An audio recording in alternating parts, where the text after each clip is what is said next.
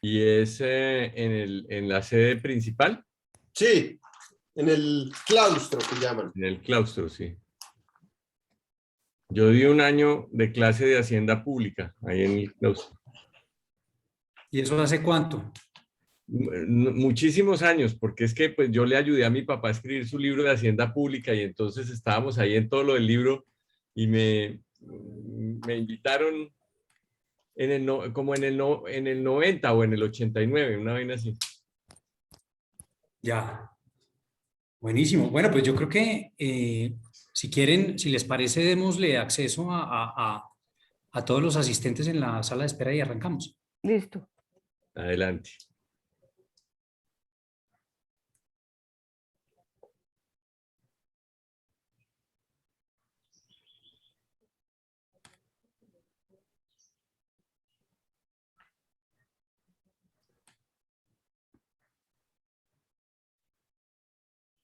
Creo que ya estamos, ¿cierto, Claudia? Sí, señor. Bueno, muy buenas tardes a todos. Queremos darle la bienvenida a este ciclo de dos eventos sobre la orden ejecutiva del presidente Biden sobre libre competencia, que como hablábamos hace unos minutos con los panelistas, pues es probable que mande una nueva visión política en materia de qué es un daño a la competencia y cómo se evalúa un caso concreto de integraciones empresariales, etcétera, en libre competencia. Hoy nuestros panelistas van a exponer el contexto histórico y el contenido de la orden y la carga filosófica que tiene la orden y económica que tiene la orden. Y en el evento de la próxima semana estaremos tratando ya unos aspectos concretos sobre el contenido de la orden ejecutiva que son o pueden ser relevantes para Colombia, como pueden ser las cláusulas de no competencia, los killer acquisitions, etcétera. Nos acompañan hoy como panelistas Alfonso Miranda Londoño, Juan David Gutiérrez Rodríguez y la doctora Ingrid Ortiz Vaquero, que va a ser la moderadora del evento, que vamos a hacer como una especie de, en un formato de conversatorio. El doctor Miranda es socio de la firma Esguerra Asesores Jurídicos, donde lidera la práctica de Derecho de la Competencia. Juan David Gutiérrez es profesor asociado de la Universidad del Rosario e Ingrid Ortiz es docente investigadora de la Universidad Externado de Colombia. De manera que nuevamente, bienvenidos, muchas gracias a todos por su asistencia. Ingrid, te doy la palabra. Muchas gracias. Muchas gracias, doctor Felipe. Buenas tardes a todos. Tenemos un reto maravilloso de estar con ustedes cerca de, creo que 1 hora y media, quizás un poquito más, analizando la orden ejecutiva del presidente Biden. Y pues como lo decía el doctor Felipe Serrano, en esta sesión lo que queremos hacer es una presentación a través de un formato de entrevista al doctor Miranda y al doctor Juan David Gutiérrez de los aspectos, digamos, filosóficos o los aspectos estructurales de esa orden ejecutiva y del contexto también político y económico en el que se produce y por supuesto, digamos, el impacto que puede llegar a tener no solamente en el contexto del antitrust norteamericano, sino por supuesto en el ámbito también latinoamericano. Entonces, como propuesta para mis dos panelistas, pues vamos a hacer unas preguntas comunes y les voy a dar unos minutos para que cada uno de ellos aborde la temática que les voy a plantear y luego haremos unas preguntas específicas para cada uno de ellos. Desde ya la invitación pues a todos los que nos están escuchando, incluso los que también nos están viendo por Facebook Live, si nos quieren hacer llegar sus preguntas, yo estaré atenta al chat para poderlas transmitir y poderlas, digamos, organizar tanto para el doctor Miranda como para el doctor Juan David. Dicho esto, pues vamos a entrar en materia. Yo creo que lo primero y lo más interesante de esta orden ejecutiva es el análisis de si debe existir o no realmente una política pública de competencia como tal. Y detrás de ello un cuestionamiento mayor y es si realmente el antitrust constituye o no un instrumento de intervención del Estado en la economía.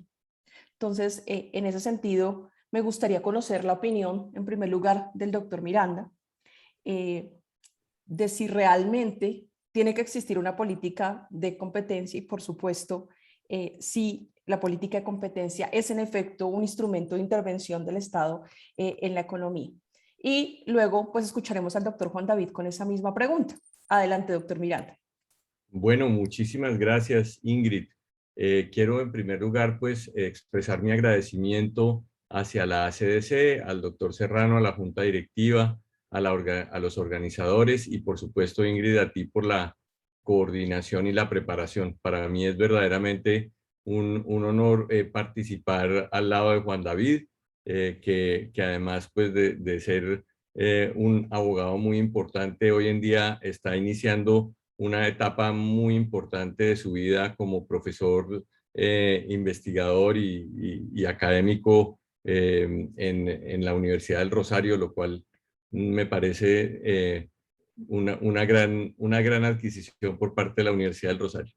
Muchas gracias entonces por esta primera pregunta y yo pues quisiera decir que la respuesta en breve es sí, sí es un instrumento de intervención en la economía y ahí quiero pues expandirme un poco. Antes de la Constitución del 91, en la Constitución de 1886, pues la libre competencia no estaba reseñada de ninguna manera. No había un artículo dedicado al tema de libre competencia económica. Sin embargo, el marco jurídico constitucional permitía la expedición y aplicación de una ley como la Ley 155 del 59, puesto que teníamos pues el derecho de propiedad privada, el derecho, la libertad de escoger profesión o oficio, la libertad de asociación, teníamos un marco jurídico constitucional en donde de manera muy importante se introdujo la intervención del Estado en la economía. El tema de intervención del Estado en la economía tampoco está desde el puro origen de la Constitución del 86, aunque naturalmente pues el Estado siempre ha intervenido en la economía pues desde los egipcios, pero no era una política estatal y no era una política constitucional la de la intervención del Estado en la economía. De hecho, la Constitución del 86 pues es una de esas constituciones decimonónicas que es una constitución llena de derechos y de las libertades individuales, etcétera, y dentro de esas estaba pues el artículo 32 de la Constitución del 86 que decía se garantiza la libertad de empresa y la iniciativa privada dentro de los límites del bien común, pero la dirección, y entonces ahí ya en el año 36 con el acto legislativo número 1 de 1936 se introdujo la primera forma de intervención del Estado en la economía y se dijo que el Estado intervendría por medio de leyes, volviendo el Estado una especie de regulador.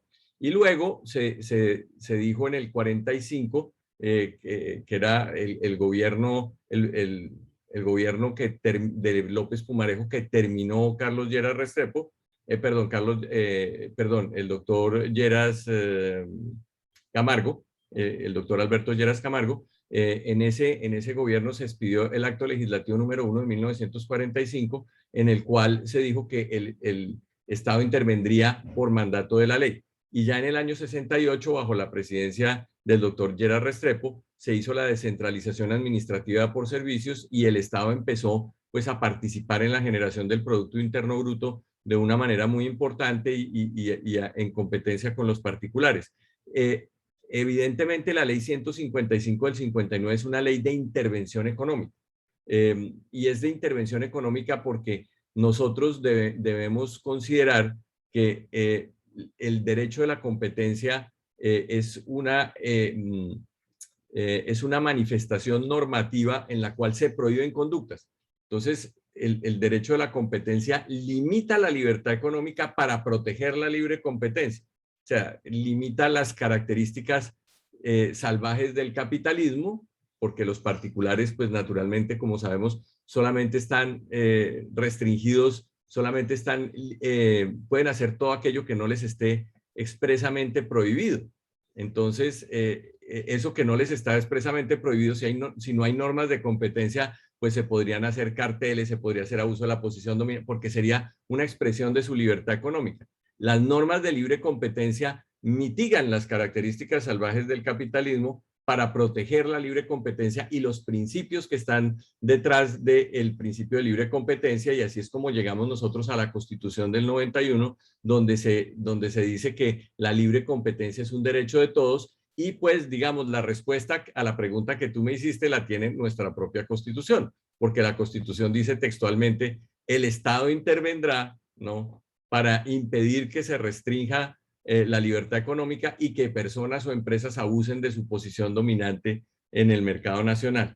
Entonces, pues, es evidente que el derecho de libre competencia económica, ese principio de libre competencia que está en el artículo 333 de la Constitución Política, es una manifestación de la intervención del Estado en la economía que tiende a la limitación de la libertad económica con el fin de proteger la libre competencia. ¿Y qué es proteger la libre competencia? Pues a riesgo de que después seguramente vamos a entrar en una discusión más importante sobre el tema de los objetivos de la normativa de competencia, pues ahí estamos hablando del proceso competitivo en sí mismo y de otros valores que están alrededor de la eficiencia económica, el bienestar del consumidor, la libre participación de las empresas en el mercado, y eso ha tenido también su evolución entre nosotros. Entonces, pues yo diría que de esa manera contesto la pregunta, Ingrid. Muchas gracias. Gracias, doctor Miranda. Doctor Juan David, ¿cuál es su opinión al respecto? Bueno, primero, qué gusto estar contigo, Ingrid, con Alfonso y con Felipe. Muchísimas gracias a la ACDC por la invitación. Hace más de 2 años no participaba en un evento de la ACDC, así que me alegra estar de vuelta y para hablar de un tema tan interesante. Muchísimas gracias también por las generosas palabras del doctor Miranda. Efectivamente, en julio de este año me incorporé a la Universidad del Rosario como profesor asociado, y precisamente la pregunta que hiciste, Ingrid, sobre si la política de competencia es una política pública, va al grano de la materia de la que acabo de llegar, porque yo me acabo de bajar del carro, venía del centro y estaba dictando una clase de introducción a las políticas públicas, y hoy justo estábamos hablando sobre qué es una política pública. Entonces, hay que arrancar por ahí, antes de decir si la política de competencia debería existir o si tiene lugar en un estado como el colombiano, pues hay que responder a la pregunta: ¿qué es una política pública?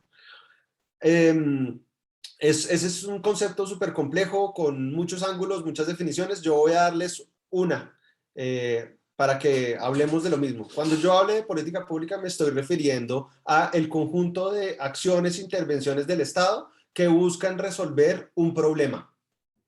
Ahí, listo. Entonces, en la medida en que los problemas relacionados con la competencia en el mercado entran en la agenda pública, se vuelven tan importantes que el Estado quiere prestarles atención y hacer algo.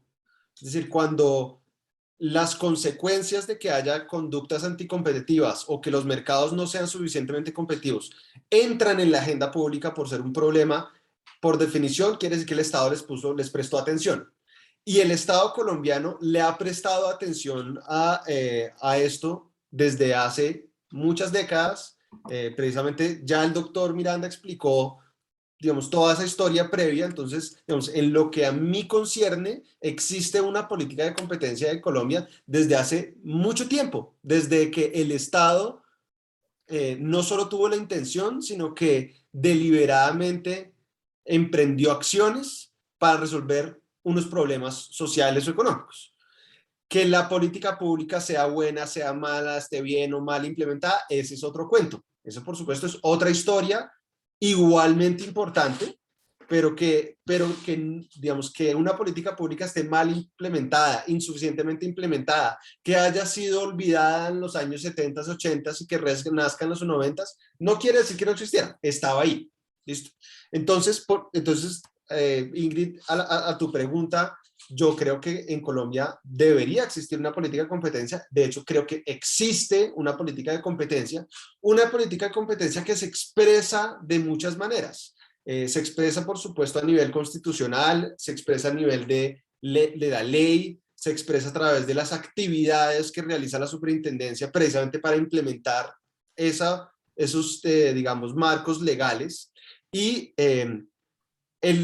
lo que sí le pasa mucho a los abogados que trabajamos en estos temas es que nos imaginamos que el derecho a la competencia es el único instrumento utilizado por el Estado para perseguir sus fines relacionados con aumentar o proteger o promover la competencia en los mercados. Y resulta que eso no es así. No es así ni en Colombia ni en muchos otros estados que han adoptado un modelo que pasa de ser un estado prestador de servicios públicos a un estado regulador, que es lo que tenemos en Colombia después de la Constitución del 91.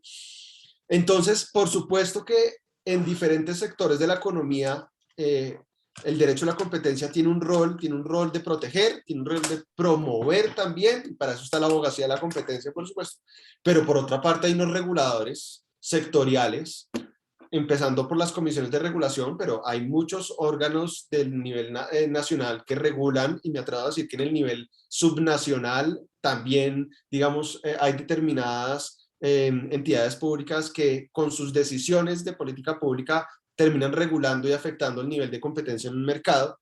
Y en ese sentido, creo que esa política de competencia en gran medida le corresponde implementar la Superintendencia de Industria y Comercio, y por supuesto también participar en su formulación, pero que no es exclusiva ni es la única encargada de promover y proteger los mercados en Colombia, sino que luego tendremos la oportunidad de hablar de cómo hay otros organizaciones que efectivamente intervienen en la economía para proteger los mercados, en la misma manera como lo estaba diciendo el doctor Miranda en su exposición.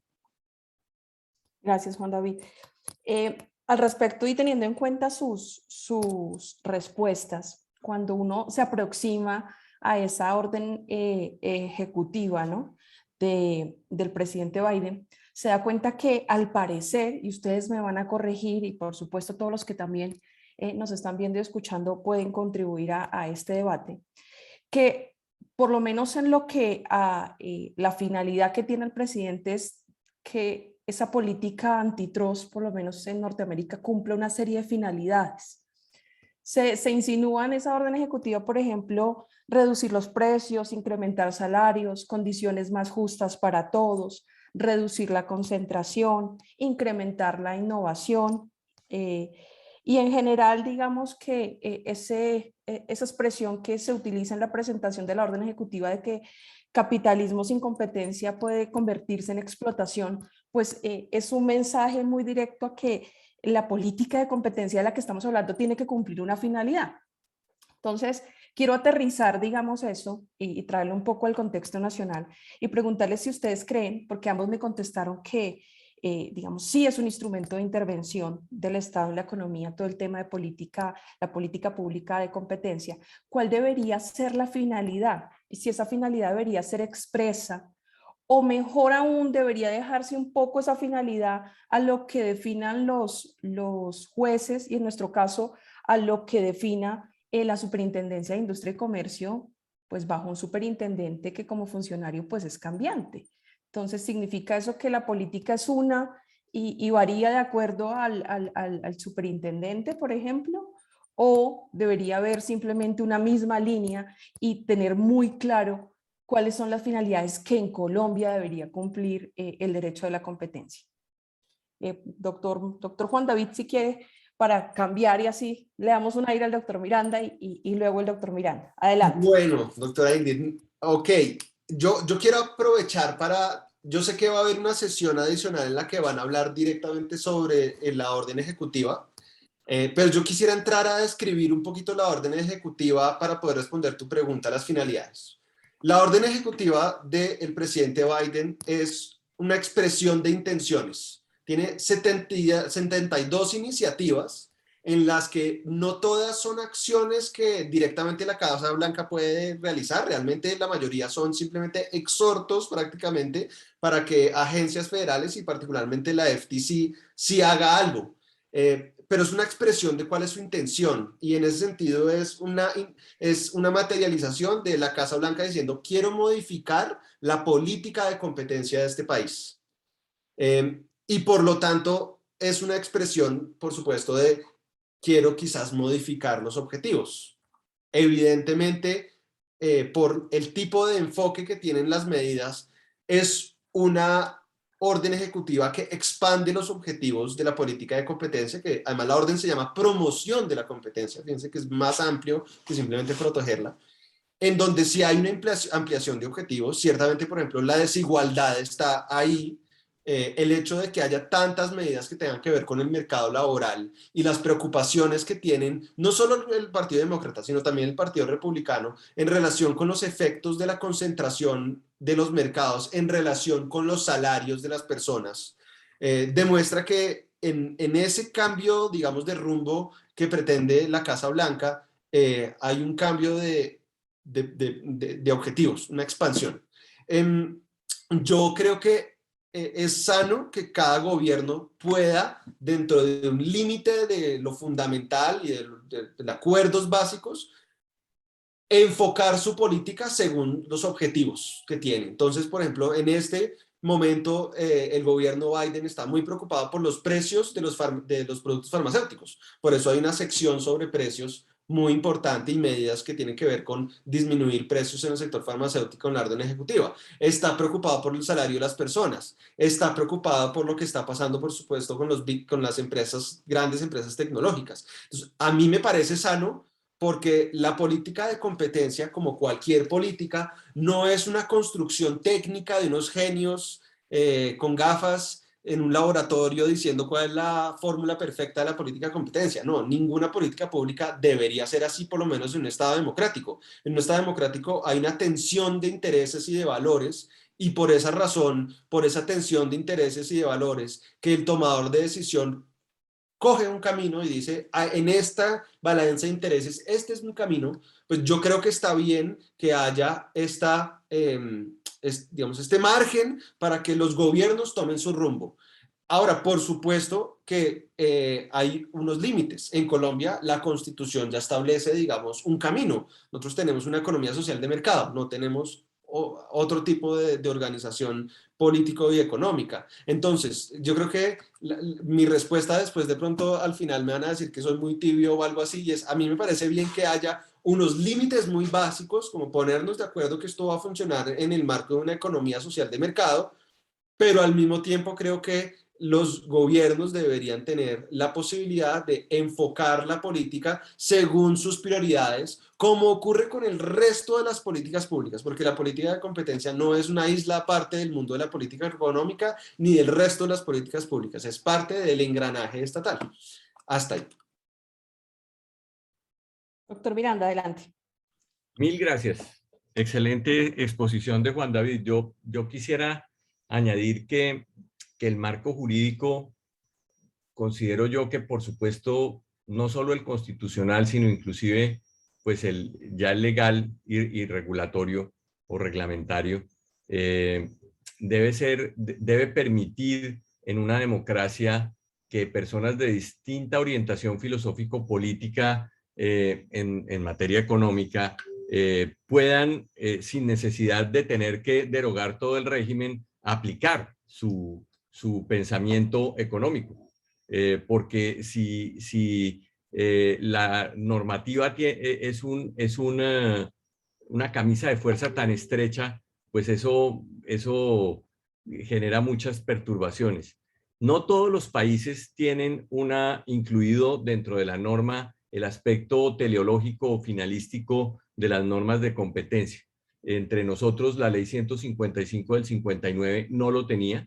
Eso aparece con el decreto 2153 de 1992, en donde se decía en el artículo segundo que los objetivos de la norma eran mejorar la eficiencia del aparato productivo nacional, que los consumidores tengan libre escogencia y acceso a los mercados de bienes y servicios, que las empresas puedan participar libremente en los mercados y que en el mercado exista variedad de precios y calidades de bienes y servicios. Esa fue la primera, digamos, formulación de los objetivos de la normativa de libre competencia en Colombia. Y posteriormente eso fue cambiado en el artículo tercero de la ley 1340 del 2009, en donde se dijo que los objetivos de la libre competencia, de la normativa de competencia, son permitir la participación de las empresas en el mercado, o sea, la competencia, la eficiencia económica y el bienestar de los consumidores. Si uno ve, realmente no hay una gran distancia entre la primera formulación y la segunda. Y a mí me parece, después de que nosotros, precisamente con Juan David, que abordamos digamos, el análisis de la historia de la evolución del derecho de la competencia, arrancando por Norteamérica, donde ahí uno lee unos textos maravillosos que hizo el profesor Kovácsik hace mucho tiempo, en donde inclusive en uno de ellos, él dice que la evolución de la historia del antitrust norteamericano es como de Ricitos de Oro. Entonces, Ricitos de Oro va a la casa de los osos y Ricitos de Oro es el DOJ. Entonces, la sopa está muy caliente, está muy fría y en la mitad. La cama es muy alta, es muy baja y en la mitad. La silla es muy grande, muy pequeña, en la mitad. Entonces, él dice, el antitrust ha tenido una serie de movimientos pendulares, ha tenido una serie de evoluciones en donde se debate entre la...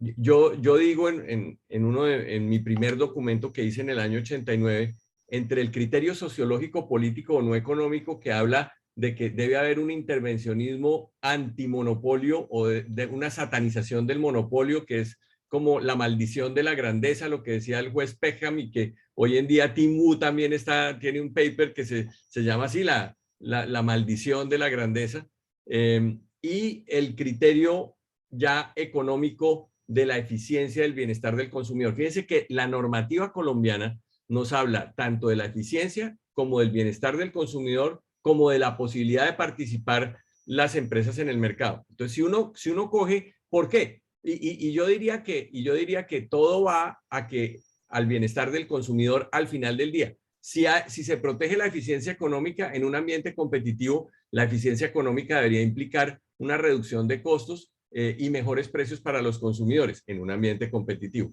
Si está muy monopolizado, entonces de golpe las eficiencias no se trasladan al consumidor, pero ese es otro problema. También, si uno mira el otro objetivo, que los consumidores puedan acceder a una mayor variedad y calidad de bienes y servicios, entonces pues ese es directamente para el bienestar del consumidor.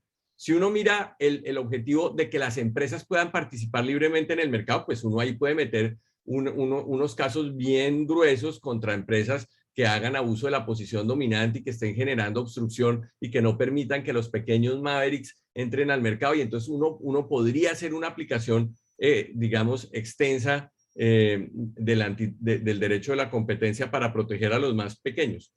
Yo sí creo que es importante, frente a la pregunta que tú hiciste, Ingrid, creo que sí es importante que la ley establezca cuáles son los objetivos de la norma de competencia. Claro, eso no pasa en Estados Unidos porque la ley Sherman es de 1890 y pues realmente la ley, pues ellos no son un país de derecho legislado, son un país de sus casos. Allá sí han hablado pues los jueces, la Corte Suprema de Justicia, realmente sobre muy pocas normas. Las normas de libre competencia de los norteamericanos uno las lee en un ratico, las nuestras también las lee en una tarde, pero somos un país de derecho legislado. Ellos lo han hecho a través de la jurisprudencia de la Corte. Pero yo sí pienso que es importante, sobre todo nosotros no tenemos 100 años de trayectoria, puede que tengamos 50, 60, y digamos lo más importante del desarrollo del antitrust en Colombia y en Latinoamérica, pues viene en las últimas 2, 3 décadas, no es más. Tampoco es que tengamos una trayectoria tan grande. Y como hemos dicho siempre nosotros, pues sí, lo que esperamos es que en Latinoamérica hablemos un lenguaje de libre competencia, pero no adoctrinado, o sea, no copiando todo. Y de hecho, la importancia de este foro, porque está habiendo un movimiento nuevo y nosotros, pues digamos, debemos es analizarlo para ver si eso sirve, como decimos nosotros, si está de acuerdo con el tamaño de nuestra economía, con la idiosincrasia de nuestros pueblos, que realmente los latinoamericanos hablemos un lenguaje de libre competencia, digamos, nuestro, latinoamericano, y no traído sin beneficio de inventario. Entonces yo sí creo que hablar de los objetivos de las normas de competencia en la norma misma ayuda, por lo menos por el momento, porque es que cuando uno se vuelve tan aficionado a la libre competencia y empieza a ir a los foros internacionales y uno oye hablar a los grandes gurús del derecho de la competencia, a veces uno tiene la sensación de que si hay libre competencia se acaba el desempleo, sube el Producto Interno Bruto, la gente deja de hacer trampa, se le acaba el mal aliento, que sirve absolutamente para todo. Y pues yo creo que es una política pública, es una parte del Estado Social de Derecho, es una parte del ordenamiento jurídico que atiende unas preocupaciones específicas, pero yo creo que hay que mirar con mucho beneficio de inventario que uno pretenda que va a hacer que los sectores económicos y que distintos aspectos de la vida de un país vayan a funcionar de manera distinta a través de la aplicación de la normativa de competencia. Y pues siempre está el tema de la paradoja antitrust, que nosotros creamos las normas de libre competencia para mitigar los aspectos salvajes del capitalismo, pero una aplicación exacerbada de las normas de libre competencia acaba con las empresas. Usted me da pauta, doctor Miranda, y esta pregunta en primer lugar va para usted, de que luego de describir esas finalidades de la normativa colombiana, usted habla del bienestar del consumidor. Y dentro de ese bienestar se ha discutido mucho si está el tema de la equidad, casi que con lo que usted finalizaba, de redistribución de riqueza. Y ese digamos, es un tema muy, muy importante porque por lo menos algún sector de la doctrina, lo que usted dice, ese movimiento que se está generando, ha visto en la orden ejecutiva un movimiento para lograr la equidad y salvar la pobreza y solucionar esa distribución inequitativa. Entonces, quisiera preguntarle si usted cree que efectivamente dentro de ese bienestar del que hablan nuestras normas podemos hablar de que parte de ese bienestar es una redistribución también. Y en la práctica, ¿eso qué significaría? O sea, si nosotros decimos que el antitrust puede cumplir una finalidad de redistribuir la riqueza y lograr mayor equidad, ¿eso en la práctica qué significaría de cara a la gestión de, por ejemplo, de la Superintendencia de Industria y Comercio? Y esa misma pregunta para el doctor Juan David, pero le doy primero la palabra a usted, doctor Miranda. Bueno, gracias. Esa es una pregunta fascinante. Yo personalmente pienso que el derecho de la competencia no es un mecanismo de redistribución de la riqueza. Para eso hay otras políticas públicas. El sistema tributario, por ejemplo.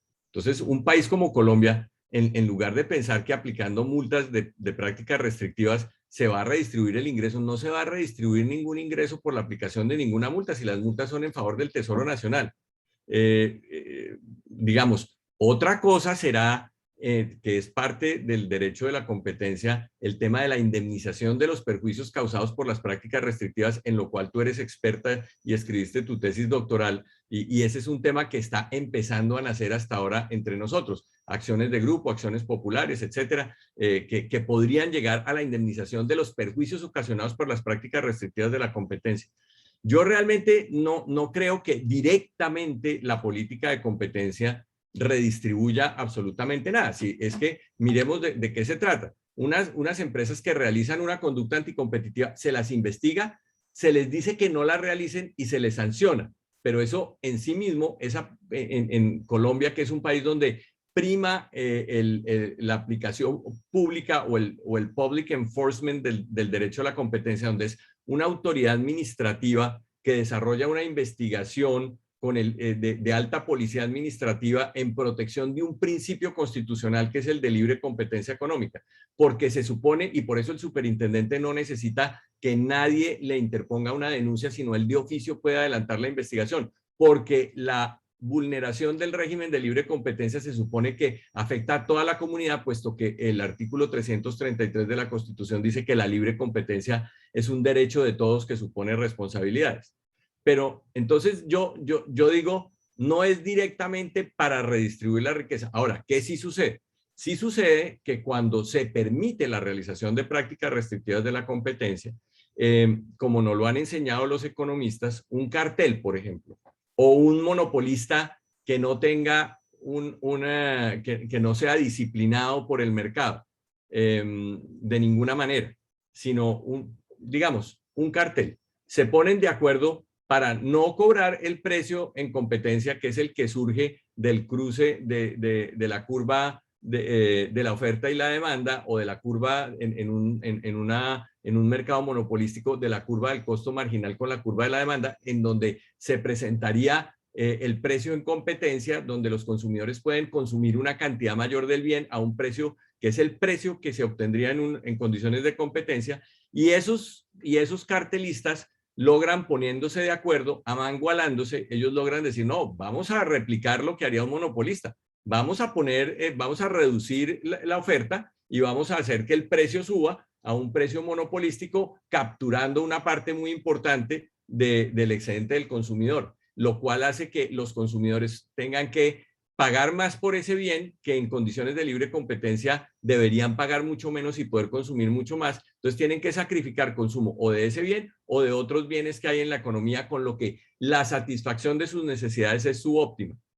Entonces, pues eso sí, digamos que ahí sí puede decir uno que la aplicación de la política de competencia y acabar con un cartel, o detenerlo y sancionarlo y cerciorarse de que no vuelva a aplicar esos precios monopolísticos, eso tiene un efecto económico importante para los consumidores, pero no es que la política de competencia o la normativa de competencia le vayan a quitar la plata al monopolista o a los cartelistas y se la vayan a pasar a los consumidores. Eso solo lo podrían hacer los jueces en Colombia a través de las acciones de grupo, y nosotros sabemos que eso toma años y que es muy complejo. En Europa pues han expedido una directiva para promover el derecho de las víctimas de la libre competencia. Eso todavía es una tarea pendiente entre nosotros. Entonces,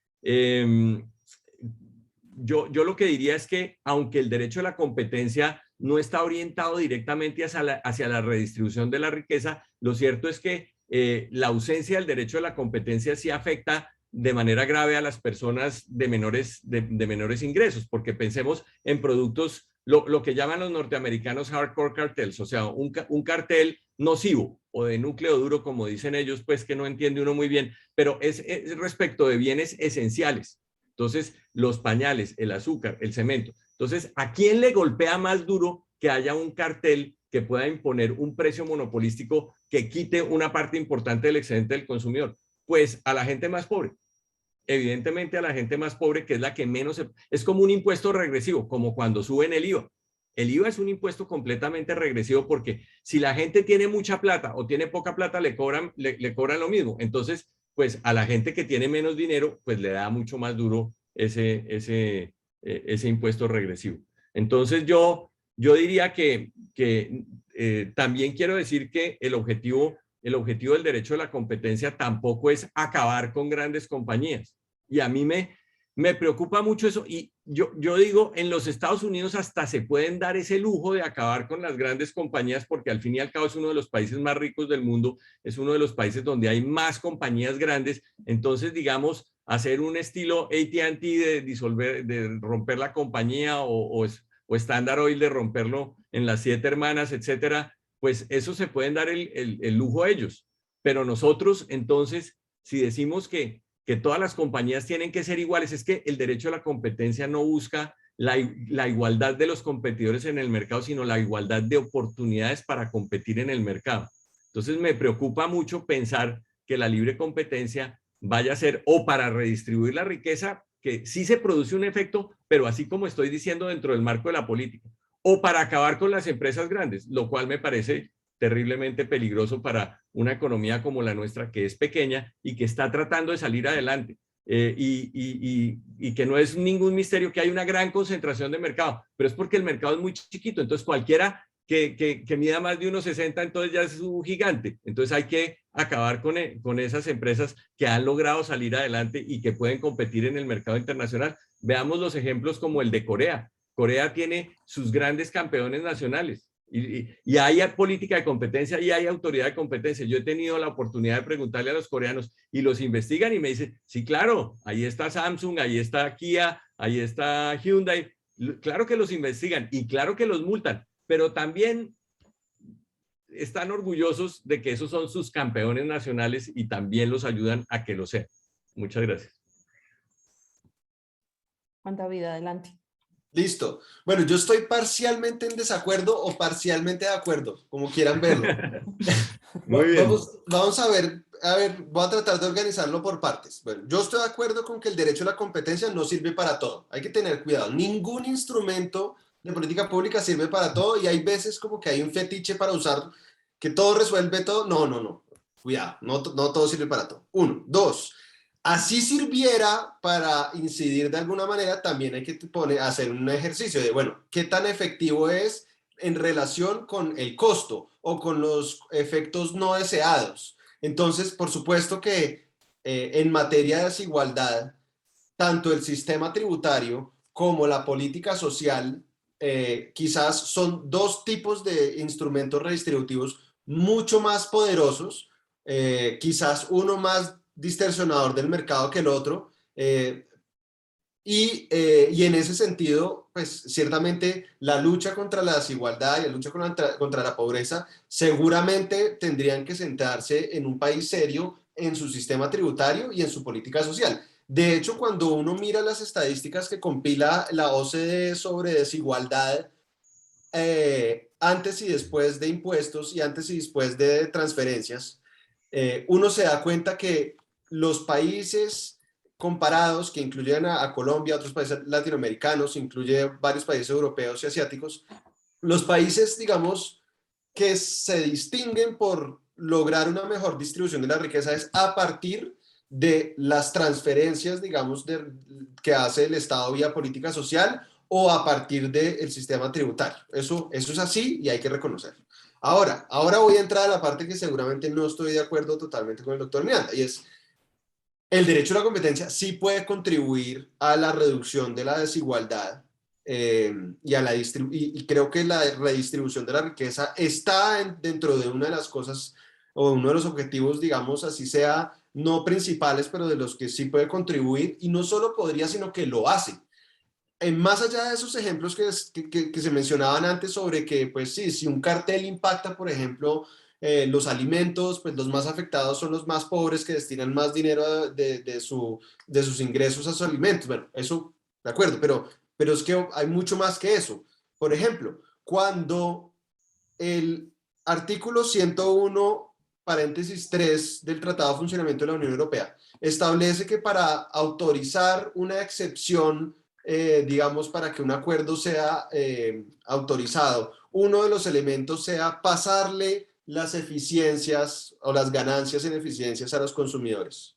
Y cuando la ley de competencia como la tenemos hoy en día redactada en materia de la excepción de eficiencia, control de integraciones, que dice en la cláusula de eficiencias que la autoridad colombiana va a considerar las eficiencias, pero siempre y cuando se le traslade parte de esas ganancias a los consumidores. La ley expresamente está haciendo una diferenciación entre que el dinero esté en el bolsillo del productor o que esté en el bolsillo del consumidor. No le da igual. Y que no le dé lo mismo porque precisamente está exigiendo que parte de la eficiencia y de las ganancias de la eficiencia se traslade de un lado a otro, pues eso es una redistribución. O está diciendo, muy bien, usted dice que va a ganar en eficiencia, sí, pero entonces le va a pasar algo al otro. O no pasa, no le autorizo su integración o en el caso de la Unión Europea no le eximo su acuerdo. Entonces, dentro de esta idea del excedente del consumidor que tiene un espejo que es el excedente del productor, a la ley de competencia europea en ese ejemplo y la ley de competencia colombiana en ese ejemplo no le da lo mismo el excedente del consumidor y el excedente del productor, privilegia el excedente del consumidor y en ese momento está diciendo, a mí sí me parece que ahí debe haber una redistribución. Ahora, hay más. Digamos que precisamente esta orden ejecutiva del gobierno Biden, yo mencionaba que se preocupa mucho por el tema de los salarios. Y la razón por la cual se preocupa es porque cada vez hay más evidencia empírica que encuentra que en las industrias más concentradas económicamente, los salarios tienden a ser más bajos, como si hubiera algo que estuviera pasando ahí.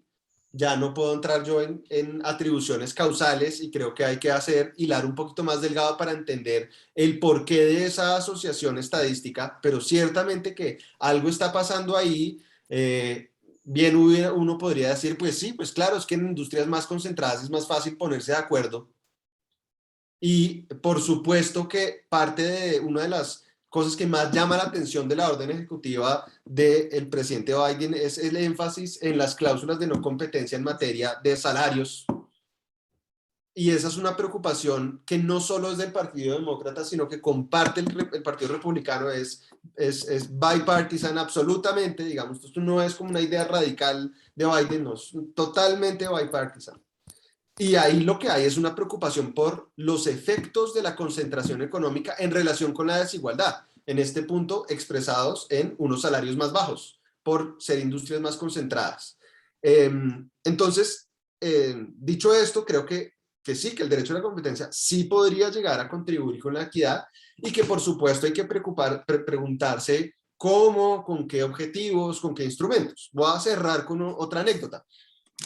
Con Andrés Felipe Suárez presentamos en la escuela un paper que trata sobre el concepto de desarrollo en la abogacía de la competencia en la práctica. Es decir, nosotros estamos interesados en saber cómo las autoridades de competencia, escogimos 3 casos de América Latina, Colombia, El Salvador y Argentina, cómo esas 3 autoridades en sus reportes de abogacía abordan el concepto de desarrollo económico o desarrollo, digamos, de manera implícita o expresa, porque muchas veces lo usan expresamente, hay veces se refieren acerca del desarrollo a partir de conceptos relacionados. Y como ustedes saben, el concepto de desarrollo es un concepto muy complejo, con diferentes acepciones, desde unas muy limitadas, entendiendo desarrollo simplemente por desarrollo, crecimiento económico, es una manera muy economicista de ver desarrollo, y otras que van ampliando el espectro al desarrollo como equidad, desarrollo como hoy en día además sostenibilidad. Y es muy interesante cómo, por lo menos en lo que tiene que ver con abogacía de la competencia, las autoridades sí se quedan con un concepto de desarrollo económico muy limitado, muy atado, digamos, a conceptos de crecimiento económico, de productividad, muy poco acercándose a esos otros conceptos más amplios de desarrollo que impliquen equidad o sostenibilidad. Y en parte, después de haber hecho entrevistas y después de tal vez entender un poco, lo que pasa es que cuando la autoridad hace su ejercicio de abogacía de la competencia, pues precisamente la ley le dice, usted tiene que estar preocupado por la eficiencia de los mercados, porque haya, digamos, menos barreras de entrada y tal, y entonces dicen, ahí no me dice la ley nada que me permita a mí entrarme en otro tipo de valores sociales, por más de que a mí me parezca pertinente. Y esto lo junto con algo que me llamó mucho la atención. Hace unos meses participé en un evento del externado que fue sobre abogacía de la competencia y me pareció algo muy interesante que dijo uno de los comisionados. Estuvieron 3 comisionados de las comisiones de regulación y uno de ellos, cuando estaba hablando sobre su interacción con la superintendencia en abogacía de la competencia, decía: a mí me encanta lo que hace la superintendencia y bienvenida a toda la retroalimentación de la competencia, siempre que se dedique a temas de competencia. A mí lo que no me gusta es cuando se pone a meter a otros temas que no son de competencia. A mí mis temas de infraestructura o mis temas digamos, que tienen que ver de estabilidad, esos déjenmelos a mí, ahí superintendencia no se meta. Entonces es muy chistoso porque es evidente que por el lado de abogacía, muy probablemente ahí sí no encontraremos que la abogacía de la competencia sea un instrumento que la autoridad colombiana, como está la ley hoy diseñada, pueda contribuir a temas de equidad.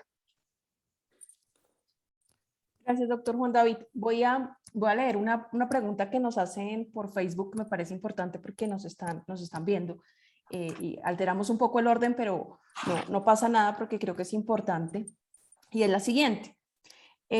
Dice, el hipster antitrust busca una redistribución de la riqueza, como habla Piketty, o un mejor uso del excedente del consumidor, apuntándole a la generación de empresa. Para cualquiera de los dos. Si quieren, la repito. Yo si quieren, a mí me parece chévere que de pronto, aprovechando que el doctor Miranda tiene mucha cancha en la historia del derecho a la competencia estadounidense, de pronto que él nos cuente un poco de esa parte, porque en el derecho a la competencia la historia se repite. Esto, digamos, Franklin Delano Roosevelt, el presidente Franklin Delano Roosevelt en un momento habló acerca de la dictadura del empresariado. Es decir, esta, digamos, posición que ve con mucha sospecha a las grandes empresas, a la gran concentración económica y esta revolución de quienes consideran, a mí no me gusta llamarles hipster antitrust, a mí me gusta decirles neobrandesianos porque me parece que hipster puede ser todo y nada y porque además puede ser hasta deroga, como, sí, como un poco displicente. Un poco serio, sí. Sí, como no, pero como displicente, como decir, ay, ustedes son ahí con una moda y chimba. Y no, Sí. no, digamos, aquí están, digamos, están, por así decirlo, trayendo al siglo XXI ideas de otro momento, precisamente del juez Brandeis, que además es muy interesante porque no solo aportan temas de competencia, sino también en temas de privacidad, hace casi 100 años. Ciertamente que el núcleo de lo que quieren llamar hipster antitrust, o si quieren llamarlo de otra manera, es ampliar los objetivos del derecho a la competencia. Sí. Ciertamente es ampliarlos, es traer objetivos, digamos, sociopolíticos que en Estados Unidos puede que estén muy enfocados en el tema de las big tech y de la desigualdad. Y en Europa, por ejemplo, vemos un tema que además seguramente seguirá creciendo, de sostenibilidad ambiental. Cada vez es más poderosa esa interacción entre los objetivos ambientales de cambio climático y derecho a la competencia en Europa, que también ciertamente representa otra ampliación de los objetivos y que es muy interesante. Pero entonces yo le devuelvo la palabra al doctor Miranda porque yo creo que él nos puede contar precisamente un poco cómo se repite la historia. Sí, gracias Juan David. Pero Ingrid, quisiera que me leas la pregunta otra vez para poder enfocar un poco más la respuesta. Claro que sí. Dice, el hipster antitrust busca una redistribución de la riqueza, como habla Piketty, o un mejor uso del excedente del consumidor apuntándole a la generación de empresa. Ya, son como esas sí. dos opciones. No, yo creo que como dice Juan David, lo que pasa con los neobrandesianos es que quieren volver sobre una aplicación más extensa contra la concentración económica y todos esos factores que dieron origen a la aplicación inicial del antitrust. Entonces, recordemos que la ley Sherman de 1890, pues no fue una ley que fue inmediatamente aplicada. De hecho, quien fue presidente inmediatamente después de que se expidió la ley Sherman fue el presidente McKinley, que era un presidente cuya campaña organizaron y financiaron pues Rockefeller y Carnegie y Ford y todos estos señores, y él era un presidente republicano que no estaba poniendo en movimiento la normativa de competencia.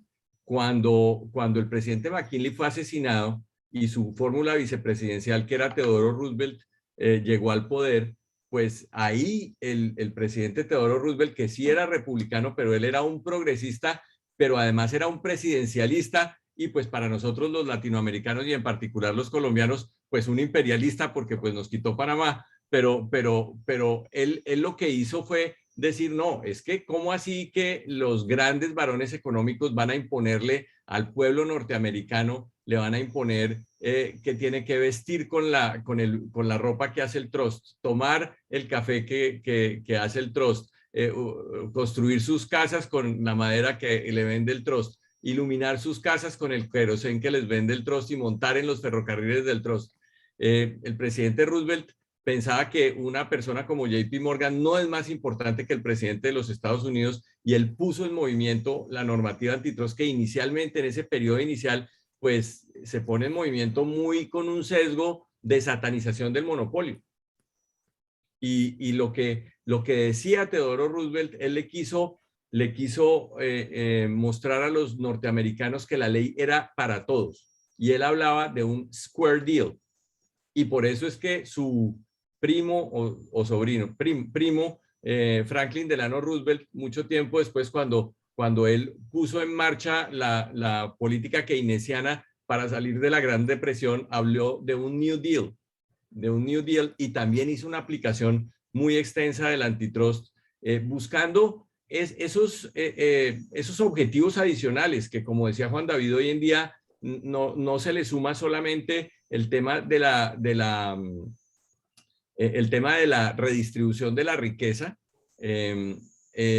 sino también otros valores como el tema ambiental, que uno dice, pues ese es un tema como aparte, como separado. Lo que pasa es que el cambio climático nos está mostrando que no es tan separado en realidad, que en presencia de un cambio climático extremo, pues la economía se va a perjudicar de una manera muy importante y posiblemente hay cosas que se deberían analizar dentro de su contexto de la teoría antitrust, pero con una mirada un poco más amplia que la mirada que puede ser muy concentrada, muy focalizada de la Escuela de Chicago sobre el tema de la eficiencia.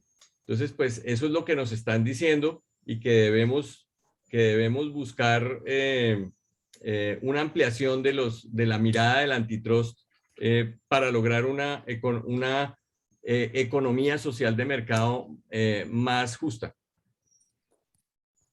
Doctor Miranda, doctor Juan David, gracias. Yo me voy a saltar un poco el orden que tenía de las preguntas individuales, porque me están llegando preguntas del tema de concentración de empresas. Ya que usted habló, doctor Miranda, del tema, digamos, de los campeones nacionales, y un poco para introducir, digamos, el tema. Digamos que la orden ejecutiva por lo menos deja entrever que mercados altamente concentrados realmente podrían incluso ser un riesgo para la democracia, o por lo menos así incluso lo insinúa la profesora Lina Khan en algunas de sus exposiciones. Y de hecho ya dice que mercados altamente concentrados generan un riesgo para los trabajadores, como lo decía hace un momento el doctor Juan David, ¿no? Porque se disminuye por lo menos el bienestar y las condiciones que pueden demandar los trabajadores en ciertos sectores. Entonces, la orden ejecutiva, y ustedes me corrigen, por lo menos deja entrever dos medidas. Ser más estrictos en el control de las concentraciones, especialmente en ciertos sectores, y adicionalmente, aunque no se dice expresamente, por lo menos deja entrever la posibilidad de escindir o de separar ciertas compañías si son muy grandes. Me gustaría, doctor Miranda, y después de esta le haré otra y luego volveré con Juan David, precisamente para leer algunas de las preguntas que nos están haciendo quienes nos acompañan. Si usted cree que una política de control de concentraciones más estricta efectivamente logra esos beneficios, y dos, si usted ve posible que en ese desarrollo de esas políticas y esas iniciativas, como lo decía Juan David, pues incluso podamos hablar de decisión de ciertas compañías que son o aparentemente muy grandes sin saber qué tan grandes son. Es decir, ¿cuánto es el límite, ¿no? Para saber que una compañía es grande? Porque si uno piensa en las grandes empresas de tecnología, pues uno sabe que son grandes, pero ¿cuánto sería grande, por ejemplo, en Colombia para pensar en una medida tan radical? Entonces me gustaría conocer su opinión y luego le haré algunas que están aquí en el chat sobre el tema de concentraciones y luego nos movemos con Juan David a otro tema. Gracias, gracias Ingrid. Pues a mí me parece que realmente lo que muestra lo que estamos viviendo hoy en día, que hacía rato no se veía, que el Congreso de los Estados Unidos llame a los 4 presidentes de las 4 Big Techs y los siente enfrente a preguntarles desde cómo fue su infancia, pues hasta cómo manejan la compañía y todo con un interrogatorio muy extenso y muy amplio que muestra una preocupación de los electores de esos congresistas respecto de esa maldición de la grandeza de la que habla Tim Wu y de la que hablaba el juez Peckham hace 100 años y muestra que los Estados Unidos está nuevamente preocupado por ese gigantismo de las compañías. Es que, digamos que yo creo que nosotros vemos a los norteamericanos desde nuestro punto de vista latinoamericano, y para nosotros no hay nada más norteamericano que una gran corporación norteamericana. Nos parece que eso es, digamos, esa es la expresión que nosotros hemos visto desde hace siglos, pues, en nuestro país, que llega una gran compañía norteamericana, el gran capital. Pero en realidad los Estados Unidos, en la idiosincrasia norteamericana, que se usa mucho en todos estos papers y la protección del underdog es muy importante. O sea, los Estados Unidos son un país del sueño de los inmigrantes. Es el país donde la persona dice, es que en este país una persona puede arrancar en el garaje de la mamá y convertirse en Steve Jobs. Puede arrancar con $300 que le presta el papá en otro galpón y volverse Jeff Bezos y ser el hombre más rico del mundo. Es el país de las oportunidades. Entonces, ese individualismo norteamericano se opone digamos, a la gran corporación norteamericana. Y por eso nosotros vemos que repetidamente aparece un movimiento como el que estamos viviendo. Este es un momento en el cual, digamos, se ha juntado el tema de estas grandes compañías que han concentrado el mercado.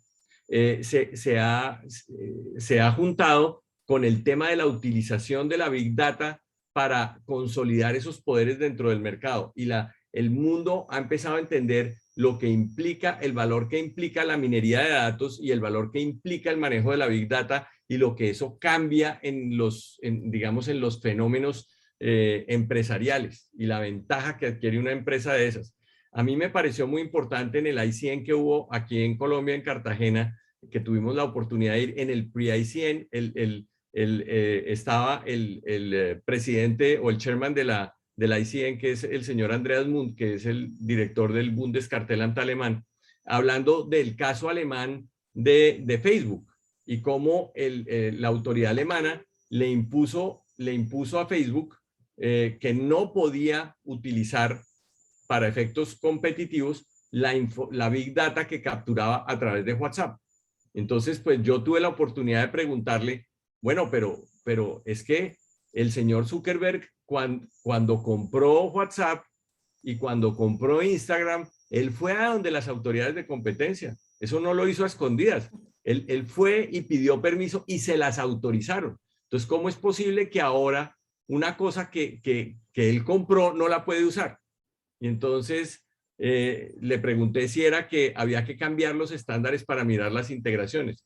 Y dijo que definitivamente cuando uno estaba en la autoridad, uno tenía cierta visibilidad sobre el horizonte de lo que puede pasar, pero no una visibilidad infinita.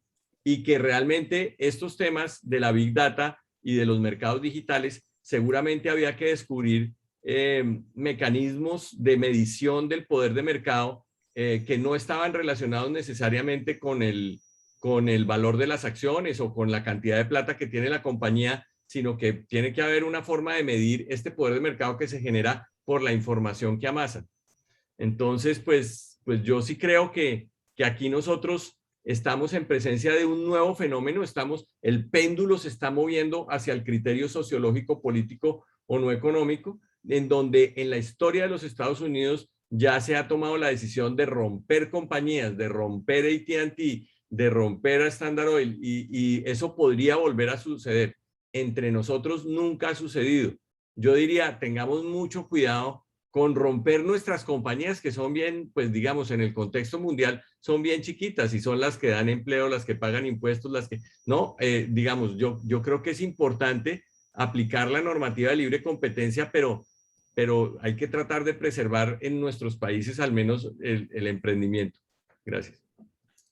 Doctor Miranda, y es muy importante lo que usted acaba de decir, porque justo hay una pregunta y una observación que va para los dos, doctor Juan David, que también dicen que quieren conocer tu opinión.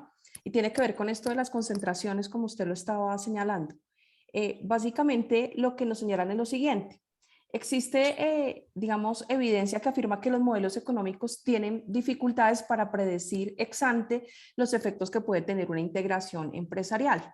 Claro. Con base en ello, la pregunta busca saber qué piensan los dos, qué piensa el doctor Miranda y Juan David sobre la posibilidad, por ejemplo, de que la SIC se reserve la posibilidad de estudiar las integraciones con posterioridad a su materialización. O sobre todo nos dice la persona que hace la pregunta, porque pues debe primar el interés general de promover la competencia sobre el interés de los particulares que solicitaron la autorización de esa integración empresarial. E incluso que puede llegar, nos afirma que puede haber incluso responsabilidad de las empresas cuya integración, por ejemplo, se aprueba con base en unas eficiencias que luego no se obtienen. Entonces me gustaría conocer la opinión de los dos. Si quieres, para dejar descansar al doctor Miranda un poco, Juan David, pues conocemos primero tu opinión al respecto. Listo, chévere. Muchas gracias. Muy buena la pregunta. Déjenme ponerle contexto porque en esta discusión de la orden ejecutiva este tema es importante. Primero, en la orden ejecutiva es solo uno de los cambios que estamos viendo en materia de política de competencia en Estados Unidos, porque también vemos que a nivel judicial hay una serie de casos que están iniciando, pero a nivel legislativo también varios proyectos de ley. La senadora Amy Klobuchar tiene que escribió un libro que se llama Antitrust, no así de grueso, yo no lo he leído, no lo tengo ni siquiera, pero lo que cuento acerca de ella, porque el proyecto de ley que ella está trabajando busca modificar el estándar de análisis de las integraciones, sí. Pasar del Substantially Lessening Competition, que ya lleva bastante tiempo, digamos, como el estándar de análisis, a bajarlo, por así decirlo, a un riesgo appreciable risk of substantially lessening competition, que es bajarle, por supuesto, es ya no solo, digamos, determinar que va a ocurrir, sino simplemente decir, no, es que hay un riesgo alto de que ocurra. Entonces, desde el punto de vista del legislador, están preocupados por ese estándar de análisis. No sé si vaya a pasar, digamos, sí hay algunos aspectos de estas propuestas de los demócratas que encuentran en el lado republicano, pero no todo. Eso, digamos, para ponerlo un poquito el contexto de la pregunta, porque ciertamente lo que se percibe en la orden es que respecto del sector de salud, la orden dice, no, hay que revisar qué está pasando porque en las integraciones de salud esto hay que ponerse un poquito más duros. Y ahí parece como que ya están pretendiendo cambiar algo que como que ya pasó, porque pues realmente ya los miles de integraciones antes de la pandemia ya ocurrieron y los datos muestran que ahora en post-pandemia ha habido menos integración en el sector salud que antes. Pero bueno, pero el punto es que la orden ejecutiva también incluye dentro de una de sus medidas recordar que la FTC tiene la capacidad de cuestionar operaciones que ya han sido, digamos, ya han pasado y ya se han realizado. Entonces, eso en Estados Unidos. En Perú, en la ley de integraciones que acaban de aprobar, también incluyeron una disposición muy parecida diciendo que el Indecopi en determinadas condiciones y cumpliendo determinados requisitos puede volver a revisitar una operación de integración. Ahora, a mí no me gusta tanto, a mí me parece que ciertamente tiene que haber algún grado de certidumbre jurídica y que si un acto administrativo va a perder, digamos, su fuerza ejecutiva, pues tendrá que ser por alguna causal que no rompa ese mínimo de predictibilidad y estabilidad jurídica. Entonces, a mí, digamos, la idea de poderse echar de para atrás no me gusta tanto, salvo que, por supuesto, la decisión haya estado basada en información falsa, que puede pasar. Digamos, de eso sí he visto casos en donde la autoridad tiempo después se da cuenta que las partes entregaron información falsa, y esa será otra historia. Que si la operación fue aprobada, por ejemplo, condicionada a determinadas eficiencias, nuevamente la orden ejecutiva de Biden también dispone y busca que las empresas entreguen más información precisamente para poder revisar a posteriori si esas eficiencias y si, digamos, las conductas que hacen parte del condicionamiento realmente tuvieron el efecto esperado. Creo que eso también sería legítimo, pero bajo la idea de hacerle un seguimiento a los condicionamientos, no bajo la idea de simplemente echar para atrás una decisión ya tomada. Y por último, yo no sé si ya casi se nos debe estar acabando el tiempo, Ingrid, pero hay un tema que a mí me gustaría abordar, que creo que no hemos abordado lo suficiente, y es el tema de las integraciones en los mercados digitales. Pero para eso me parece que, además de hablar de la orden ejecutiva, que tiene su sección relacionada con las Big Tech, creo que hay que hablar de lo que está pasando en el mundo, no solo en Estados Unidos, sino lo que está pasando en Europa y lo que está pasando en China. Pero creo que esa es como una desviación bien fuerte de lo que estamos hablando. Entonces, más bien, si luego hay campo, me gustaría poder hablar de eso. Hay campo. Le dejamos al doctor Miranda responder la misma pregunta sobre Gracias. Voy las a tratar integraciones de... y retomamos un poco el orden y volvemos Sí, sobre ese tema gracias. digital, Y que es voy a importante. tratar de ser conciso, pero yo lo que quería decir es que estoy de acuerdo con Juan David en que el tema de volver sobre una integración ya aprobada para desbaratarla, pues es complejo por el tema de la seguridad jurídica y la legítima confianza en la autoridad. Y pues claro, parto de la base de que no le dijeron mentiras, ni hicieron cosas falsas, ni nada de eso. Pero digamos, solo con base en que no, es que mi antecesor no sabía de antitrust y entonces venga que yo voy a revisar esta integración otra vez y le voy a ordenar una cosa que en Colombia pues no ha sucedido, que es deshacer el café con leche. O sea, una vez que dos empresas se juntan, pues ya el tema de desbaratar el café con leche es muy complicado. Eso termina es en unas órdenes de enajenar unos bienes y unas plantas o salir de unas marcas y entregárselas a otra persona. En realidad en Colombia existe la posibilidad de la reversión, está en el artículo 13 de la ley 1340 del 2009, pero la reversión tiene unas causales sumamente concretas que tienen que ver con que no se haya ido a la superintendencia o que fue a la superintendencia pero se integró antes, hizo gone jumping, entonces se integró antes de que le dieran permiso, o cuando le dijeron que no y a pesar de eso se integró, o cuando vulneró los condicionamientos. Entonces, si una integración fue aprobada con condicionamientos, esos condicionamientos están, digamos, diseñados de manera bastante detallada en la resolución que la aprobó y además no son, hay algunos que son para siempre, pero la gran mayoría de ellos tienen un tiempo y después de ese tiempo pues ya no más, porque la empresa pues se sometió al escrutinio. Es que recordemos que las integraciones empresariales no son una práctica restrictiva a la competencia, son un ejercicio legítimo de la libertad económica y las empresas que se están uniendo pues tienen ese el deber de ir a donde la autoridad de competencia y presentarle la integración y si se la aprueba pues más o menos pues digamos está cumplido el requisito de libre competencia. Entonces yo sí diría que eso como ha sido en Colombia pues tiene que ser bastante preciso y las causales tienen que ser por supuesto restringidas. No puede ser, es que yo opino que nunca han debido aprobar esa integración, entonces venga y la voy a revisar, pero en los Estados Unidos están en esa tónica y están diciendo, no, es que en el gobierno de Trump, entonces aprobaron todo, aquí nosotros vamos a revisar una cantidad de integraciones para de golpe, como ellos lo que utilizan es que demandan la operación, pues para volver y demandar y todo eso a mí me parece complejo, me parece que puede uno generar un efecto, digamos, de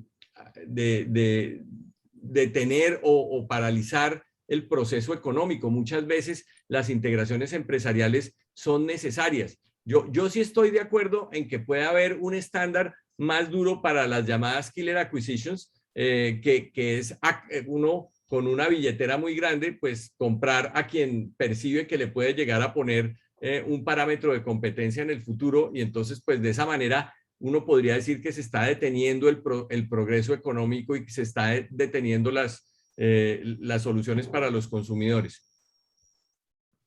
Doctor Miranda, gracias. Yo creo que para retomar un poco lo que veníamos desarrollando, pero sé que este tema de concentraciones genera muchas opiniones. Quisiera volver sobre el tema de Juan David y ahí te quiero ceder la palabra, Juan David. La orden ejecutiva habla mucho de la preocupación de las integraciones empresariales en mercados digitales. Sobre todo pones de presente todo el tema de la compra de los grandes Big Tech a los pequeños, ¿no? Lo que se denominan como integraciones asesinas. Y pone sobre la mesa el tema de si esto no está matando la innovación, está concentrando el manejo y el control de los datos en pequeñas, digamos, en grupos muy pequeños que además son enormes dentro de su tamaño y su poder económico. Y mi pregunta ahí, Juan David, es pues, que nos hagas un poco la presentación, digamos, de cómo ves el tema de las integraciones en mercados digitales, digamos, cómo es la posición no solamente de la orden, sino también en otros contextos. Y aprovecho que te doy la palabra a ti, porque tú decías que no se le podía dar a las políticas públicas como la misión de resolver todos los problemas. Entonces, A una específica política pública. claro, entonces, ahí mi pregunta es si tú crees que adicionalmente le podemos cargar al antitrust, además de la eficiencia económica, el bienestar, la participación de las empresas en el mercado, le podemos cargar también que promueva la innovación, que proteja el manejo y control de datos, etcétera. Ahí te dejo esos dos temas y tienes la palabra. Bueno, ese último punto, yo creo que la interacción entre competencia y datos a veces es complementaria y a veces es contradictoria. O sea, una ley de protección de datos genera barreras de entrada y puede hacer que, digamos, puede tener efectos, digamos, indeseables en relación con la competencia. Esa relación competencia-datos no es tan solo amable como a veces uno se lo imagina. Realmente a veces pueden tener, digamos, objetivos completamente opuestos o las consecuencias de implementarse digamos, chocan. Pero a tu pregunta, Ingrid, que es muy importante, hemos estado muy enfocados en Estados Unidos y yo quiero que echemos un poquito el zoom hacia atrás y veamos realmente el mundo. Y es, ¿para dónde va la regulación de las plataformas digitales? Es la pregunta. Que incluye, por supuesto, temas de integraciones empresariales, pero no exclusivamente. También incluye temas de prácticas restrictivas, particularmente abuso de la posición de dominio, y ciertamente que incluye la posibilidad de que haya una regulación expresa de algunas de las actividades que se realizan en las plataformas digitales. Yo quiero aprovechar para hacer una recomendación de un libro. Hay un libro que se llama El efecto Bruselas, de la profesora Anu Bradford. Anu Bradford, que es profesora de Derecho de la Universidad de Columbia, justo era colega de Tim Wu y de Lina Khan. En el libro de ella aborda diferentes temas que incluye competencia, datos personales, y que está relacionado con cómo mucha de la legislación que sale de la Unión Europea ha logrado permear, digamos, diferentes jurisdicciones del mundo y particularmente el tema de datos personales. Pero lo pongo de presente porque ella ella explica lo que está pasando en el mundo en materia de regulación de plataformas, que incluye, por supuesto, competencia, pero pues también incluye datos personales, consumidor, aspectos éticos relacionados con inteligencia artificial. Ella lo explica en términos de que hay tres grandes modelos que están compitiendo en este momento. Está el modelo estadounidense, que es un modelo como tecnolibertario, por lo menos hasta antes de Biden, en donde había una idea de las grandes compañías de Big Tech saben mejor y entre menos regulación haya, pues vamos a estar mucho mejor porque los reguladores poco pueden aportar y más bien lo que hay que hacer es que estas grandes empresas puedan hacer lo que saben hacer. Está, digamos, ese modelo, digamos, de dejar que el mercado se autocorrija y funcione. Además, tiene, digamos, otros valores muy importantes que muchas veces no vemos en el derecho a la competencia, pero que son importantes, como la libertad de expresión, free speech, muy importante para el tema de las plataformas, particularmente porque el problema que hoy hay con Facebook, por ejemplo, no es simplemente un problema de competencia y de protección de datos personales, sino que también tiene que ver con el tipo de democracia que tenemos y si se regula o no se regula ese espacio en donde la gente tiene la oportunidad de opinar. Y es un modelo muy optimista en relación como con la tecnología, muy tecno-optimista, por así decirlo, y donde le deja al Estado un rol muy marginal, en donde el Estado básicamente tiene que encargarse de la seguridad, de la ciberseguridad, y poco más. Puede que con la llegada de Biden esto cambie un poco más.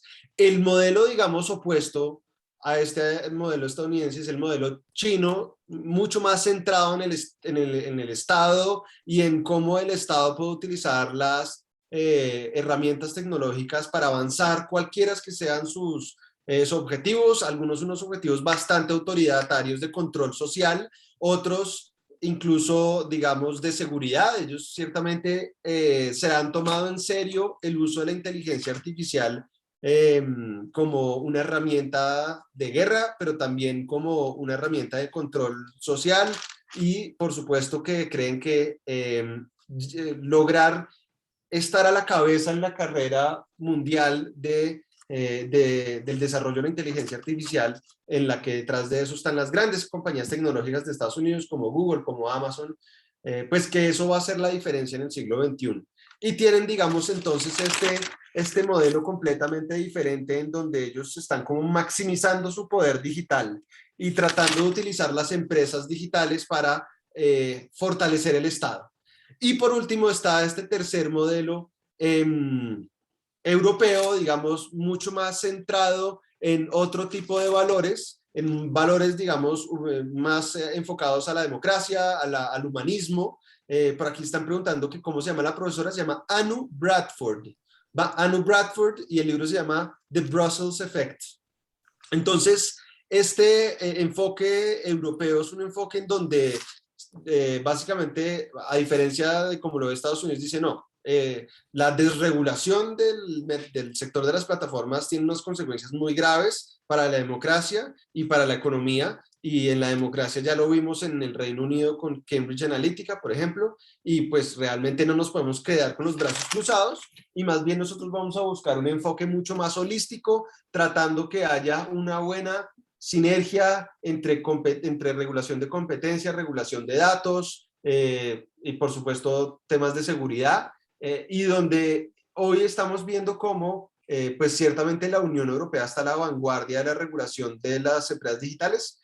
A uno les gusta, a uno no les gusta, pero es la verdad, ellos son los que están más adelante en pensar qué van a hacer con los gigantes tecnológicos, con la discusión del Digital Markets Act, con la discusión del Digital Services Act, que seguramente pronto se va a convertir en una regulación, y que no solo se va a convertir en una regulación en la Unión Europea, sino que muy seguramente va a tener efectos globales. Entonces yo creo que esto que está pasando en Estados Unidos con la orden ejecutiva de Biden, con ese énfasis en el tema de los gigantes digitales, no se puede ver solo en clave de política local estadounidense, que por supuesto lo tiene, sino también en qué está pasando en el mundo y qué otros, digamos, interacciones geopolíticas, digamos, están afectando nacionalmente a Estados Unidos para coger uno u otro camino. Gracias, Juan David. Doctor Miranda, a mí me gustaría volver sobre este tema que acaba de abordar Juan David. Sé que no hemos sido muy ortodoxos al abordar, digamos, los temas, nos hemos movido, digamos, en temas muy amplios, pero así también lo ha pedido el público y eso es lo interesante. Pero me gustaría conocer cómo cree usted que efectivamente puede la orden ejecutiva del presidente Biden, que decía Juan David, es como una declaración de intenciones, los procesos que ya están en curso contra las Big Techs, por lo menos los que están abiertos, hacer un poco de futurología, si usted cree que va a haber realmente un impacto de esa orden ejecutiva en los procesos que ya cursan, por ejemplo, contra Facebook, contra las últimas investigaciones contra Google, contra Amazon. Y si usted cree que esa orden ejecutiva puede llegar incluso a afectar el orden de la competencia, en el sentido de que si disminuimos los gigantes tecnológicos americanos, pues lo que puede pasar, y lo que dice Juan David entonces, es que pues van a aparecer unos gigantes tecnológicos chinos o en otras partes del mundo, y esto va a reducir, pues va a terminar impactando obviamente los mercados en Latinoamérica y a nivel mundial. Gracias. Pues a mí me parece que el efecto que puede tener la directiva presidencial, estaba buscando cuando me estaba preparando, pues la historia de estas directivas presidenciales que parten del artículo 2 de la Constitución norteamericana, y la más famosa de todas es por medio de la cual Abraham Lincoln abolió la esclavitud. Es la más famosa de todas. Pero entonces él está, como decía Juan David, él está como increpando a los líderes de las entidades que tienen los Estados Unidos para hacer la aplicación pública del derecho a la competencia, que son el DOJ y la Federal Trade Commission, los está increpando. Bueno, vamos a promover pues una aplicación, digamos, agresiva de la política antitrust en este país y les da unas directrices. Pero naturalmente lo que pasa es que en los Estados Unidos, pues la aplicación pública del derecho a la competencia no es el estándar principal. En los Estados Unidos el estándar principal es la aplicación privada del derecho a la competencia. De hecho, el 85 o más % de los casos en los Estados Unidos de antitrust son casos de los particulares, porque el sistema norteamericano es un sistema judicial en el cual se dan unos incentivos para que haya demandas y se dice que el que gana la demanda le dan sus daños por triplicado, el sistema de treble damages, que es un sistema ajeno a nuestra cultura jurídica, en donde pues nosotros el tema de responsabilidad es el daño emergente, el lucro cesante, y los daños punitivos pues son extraños a nuestra cultura jurídica, pero allá eso sí existe.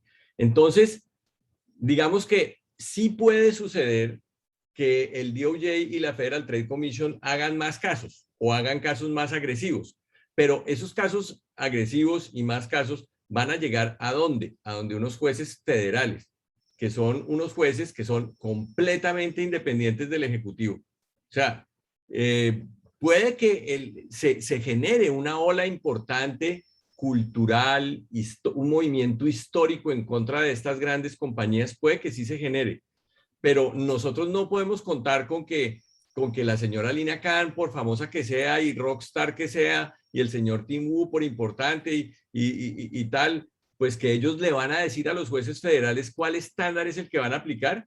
Y esos jueces pues los republicanos han tenido la oportunidad de nombrar muchos de esos jueces, inclusive en la Corte Suprema de Justicia. Entonces, ver que va a haber un cambio de la noche a la mañana, pues no lo creo. Y quiero abordar un punto que no me lo preguntaste, pero entonces, ¿qué impacto puede tener esta directiva presidencial en los países latinoamericanos? Y yo ahí lo que creo es que, pues naturalmente, los Estados Unidos, y ahí estamos hablando de la rama ejecutiva, el presidente, pues, y pues el DOJ y la Federal Trade Commission y todo eso, pues ellos tienen un impacto muy grande sobre la ICN, el International Competition Network, pero es un sistema mundialista, pero naturalmente lo que digan los Estados Unidos va a ser importante, lo que digan los países europeos va a ser importante, las jurisdicciones más maduras. Veremos nosotros si esta orden, si esta directiva presidencial tiene un efecto sobre la forma como se empieza a pensar el currículo de la ICN y sobre las recomendaciones que la ICN le da a los países, a las jurisdicciones más jóvenes. También Estados Unidos es muy importante dentro de la OCDE y también pues veremos si la OCDE le hace eco a esto. Pero en realidad, pues nuestros países tienen su propia legislación, tienen sus propias autoridades de competencia. Ya nuestras autoridades de competencia vienen manejando la conceptualización del derecho de la competencia durante un tiempo importante y pues vamos a ver si esto realmente genera algo diferente. Claro que pues yo sí digo que hay un fenómeno que pues hemos discutido contigo en numerosos foros y pues claro que también con Juan David y con todos los que están dedicados al derecho a la competencia, y es que en Latinoamérica como en Europa la siguiente evolución es sobre la indemnización de perjuicios, como ya mencioné, sobre el tema de las víctimas. Y ahí es en donde de golpe allí todo este movimiento en contra de las grandes compañías, todo este movimiento, digamos, respecto de los objetivos del antitrust, podría también pues llegar a tener un eco en estas nacientes demandas que hay de acción de grupo para buscar la indemnización de los perjuicios en los casos de prácticas restrictivas de la competencia. Gracias. Doctor Miranda, doctor Juan David, gracias. Antes de hacerle la última pregunta, llega otra. Y aunque, repito, no hemos sido ortodoxos en el orden, pues me parece súper interesante que todos nos estén enviando preguntas por diferentes medios.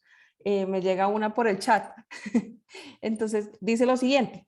La orden ejecutiva le ordena al Departamento de Agricultura tomar medidas para ayudar a los agricultores a acceder a los mercados y recibir un retorno justo por sus productos, incluido el apoyo a sistemas alternativos de distribución y el fomento de sellos. ¿Creen que esto solo aplicaría a agricultores dentro de los Estados Unidos o ustedes consideran que también podría aplicar a productos agrícolas y agroindustriales que se importan a los Estados Unidos? Entonces, bueno, el que quiera contestar, ahí, o los dos. Adelante, doctor Miranda, si usted quiere, y luego le cedemos la palabra a Juan David. Gracias. Pues es una pregunta muy buena y pues digamos compleja porque habría que ver qué medida adoptan, ¿no? Pero yo pienso que en la agroindustria hay un tema sumamente delicado que es el de las semillas y las patentes de las semillas, y el otro es el de los fertilizantes químicos. Y entonces, pero digamos que esa fuerza, digamos, está más bien en las multinacionales, parte de las cuales están en los Estados Unidos. La pregunta, pues yo pienso que la orden podría generar un beneficio de unas políticas que podrían estar limitadas solamente a los Estados Unidos y no llegar a beneficiar a los agricultores de acá. Pero la pregunta creo que está orientada también a ver qué efecto puede tener sobre los productos agrícolas que se venden desde nuestros países hacia los Estados Unidos. Y naturalmente que al ingresar a los Estados Unidos, pues muchas cosas tienen que cumplir con unos determinados estándares. Entonces, habrá que ver cuál es el estándar que les ponen. Por ejemplo, muchas compañías compran azúcar Fair Trade. ¿Y qué quiere decir eso? Es un sello de calidad que dice que no se utilizó mano de obra infantil y que o unas cosas ambientales, etcétera. Entonces, si hay, porque los que fabrican el alimento en Estados Unidos, los que lo utilizan para hacer una galleta, por ejemplo, le ponen la estampillita Fair Trade, o sea, mi galleta se hizo con un azúcar Fair Trade, y así sucesivamente. Entonces, si la autoridad agrícola impone una serie de criterios y de requisitos para poder vender productos agrícolas en los Estados Unidos, pues desde acá tendremos que producirlos. Si queremos vender allá, tendremos que producirlos bajo esos estándares. Entonces, no es que haya una aplicación extraterritorial de la norma, pero lo que pasa es que en la práctica uno puede no aplicar eso, pero entonces no les venderá a ellos. Y si quiere vender los productos allá, pues así como muchas otras cosas que son requisito para poder entrar a vender, no solo en Estados Unidos, sino en los países europeos o en Japón, pues tendrá que cumplir con esos requisitos. Pero nuevamente, creo que habrá que ver cómo desarrollan la norma. Juan David, no sé si quieras agregar algo más. Sí, yo creo que realmente esas medidas están pensadas para los mercados domésticos. Las medidas en el sector agropecuario de la orden ejecutiva más son muy diversas. Algunas buscan que los pequeños productores tengan más acceso efectivo a la justicia para, digamos, quejarse por no solo temas de competencia, sino incluso de competencia leal o abuso por grandes productores. Y por supuesto que tiene algunas medidas de promoción que buscan digamos, resolver problemas que pueda haber de asimetrías de información o donde se justifique que los pequeños puedan tener mejores canales de distribución. Ahora, yo les compartía por el chat un par de textos que he escrito sobre el tema del derecho a la competencia en el sector agropecuario, y mi reflexión es que no es lo mismo cuando el Estado utiliza la regulación para beneficiar a los grandes productores, que generalmente están más adelante en la cadena de valor, casi siempre son los que procesan la materia prima, y que en cambio, y que generalmente pues tienen un mayor poder, tanto en ocasiones casi de mercado, o por lo menos un mayor poder de negociación frente a quienes están antes, sus proveedores, que muchas veces son cientos o miles. Entonces, digamos, esa asimetría de poder económica, la regulación también la aborda pues podemos decir que las dos tipos de regulaciones, unas que afectan a las grandes empresas y otras que afectan a las pequeñas empresas, pues las dos podrán ser agropecuarias, pero las dos tienen diferentes efectos y pues creo que diferentes grados de justificación. De hecho, en muchos países existen excepciones para el sector agropecuario respecto al derecho a la competencia. Por ejemplo, las cooperativas son en esencia acuerdos para comerciar, fijar precios. Digamos, es por naturaleza las cooperativas son acuerdos entre competidores, pero la ley permite las cooperativas. Por ejemplo, en Chile hubo una vez un caso en donde cuestionaban la operación de una cooperativa bajo el manto de están realizando prácticas restrictivas y el Tribunal de Defensa Libre y Competencia dijo no, la naturaleza de las cooperativas y la ley les permite actuar así, esa es la razón de ser de las cooperativas. Y en la Unión Europea, en Israel y en Estados Unidos, algunas de las excepciones también apuntan, digamos, a reducir esa asimetría de poder que hay entre los grandes productores y los pequeños productores. Entonces, tal vez me extendí mucho, pero creo que las medidas de la orden ejecutiva son domésticas, no tienen nada que ver con los mercados, digamos, foráneos o que haya aplicación extraterritorial, y que en este caso efectivamente el gobierno Biden pues está preocupado por un específico sector de agropecuario y unas etapas de la cadena de valor que tienen que ver con los productores primarios. Gracias, Juan David. Voy a hacer una última pregunta y les voy a pedir a los dos panelistas que contestemos en 2 minutos para cerrar. Sé que debimos comenzar por esta pregunta, pero a veces las cosas nos sorprenden, entonces vamos a terminar, digamos, por lo que debía ser el comienzo. La orden ejecutiva dice, el presidente Biden dice, lo hemos hecho mal durante los últimos 40 años, porque al final las familias han terminado siendo los hijos más pobres que sus padres, los salarios han bajado y la concentración es cada vez mayor y hace una serie de consideraciones de por qué durante los últimos 40 años, digamos, el estándar de protección al consumidor, tal como se ha aplicado, no ha conducido a esa equidad o a ese progreso social o a esa igualdad social que parece dejarse entrever en esa orden ejecutiva. Mi pregunta es muy concreta. ¿Ustedes creen que se va a construir un nuevo estándar digamos, para valorar no solamente las operaciones de concentración, como ya lo insinuaba Juan David, o simplemente se va a reajustar este estándar de protección al consumidor, o estamos hablando de una nueva etapa, de una nueva construcción, de unas nuevas finalidades en el antitrust norteamericano? Doctor Miranda tiene la palabra y luego Juan David.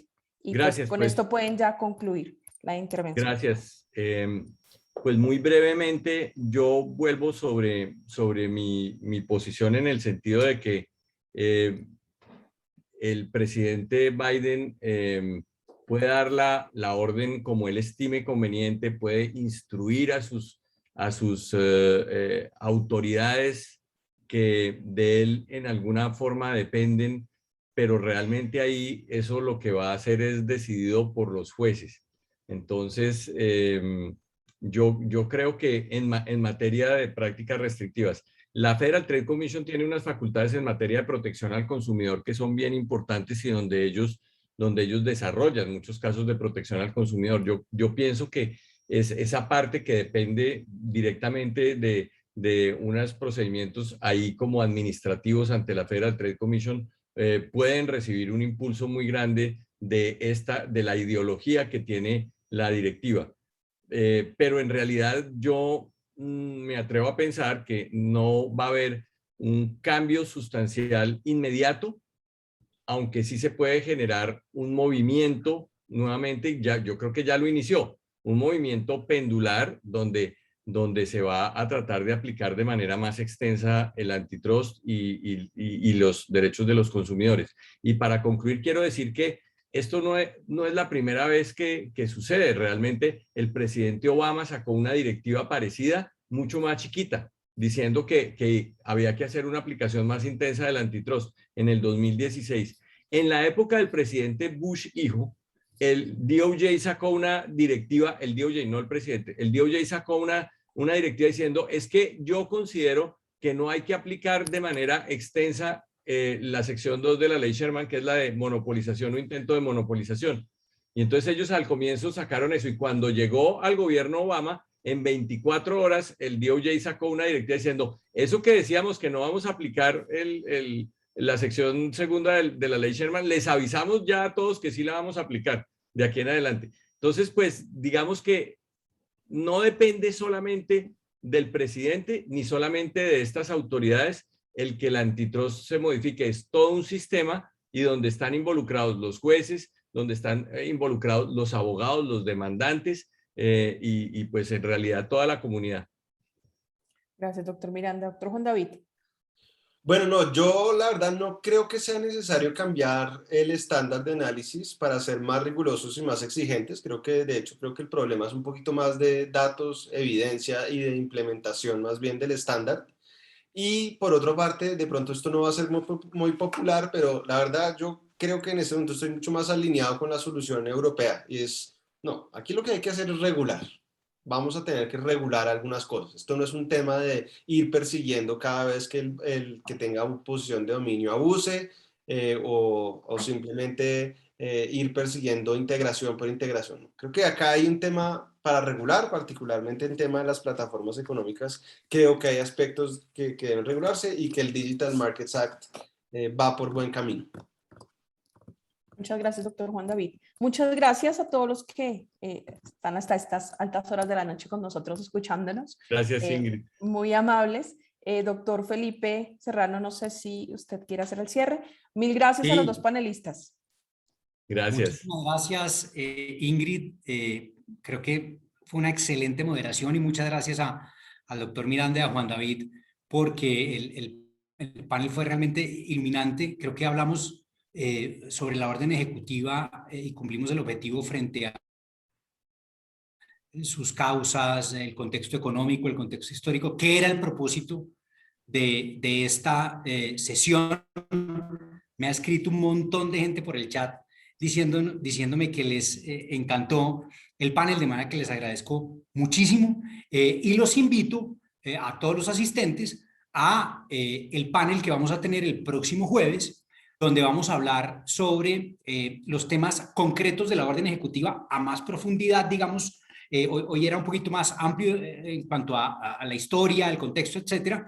El jueves vamos a hablar de temas como las cláusulas de exclusividad, los clear acquisitions y el efecto que pueden tener en Colombia. De manera que, de nuevo, muchísimas gracias a Juan David, al doctor Alfonso y a Ingrid, porque además sé que este panel era de esos que requería estudio y requería preparación, de manera que les agradezco profundamente. Muchas gracias, doctor Felipe. Buenas noches muchas para gracias todos. a ti, Felipe. Gracias por la invitación. Bueno, Muchísimas muchas gracias gracias. a todos. Buenas noches. Chao, Feliz Que estén noche. bien.